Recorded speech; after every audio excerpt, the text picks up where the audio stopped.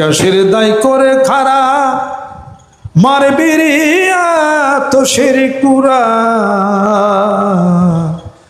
নিকাশের দায় করে খারা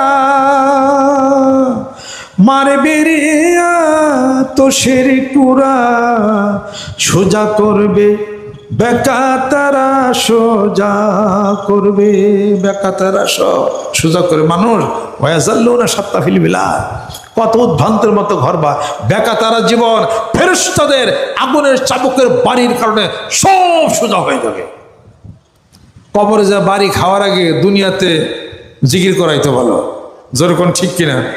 যার আত্মা ঠিক দেয় কলব ঠিক দেয় তার পুরোটাই ঠিক দেয় তার সবই লন্ডভন্ড কথা ঠিক কিনা বলো।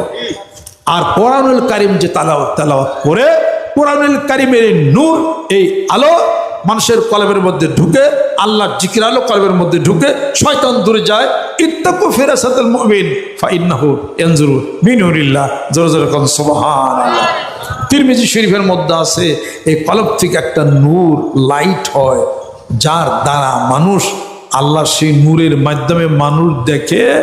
আল্লাহর নূর দ্বারা মানুষ যদি দেখে তাদের চোখের নজর এই চুয়াডাঙ্গায় থাকে না আর সে আজিম পর্যন্ত চলে যায় জোরে জোরে কোন সুবহানাল্লাহ।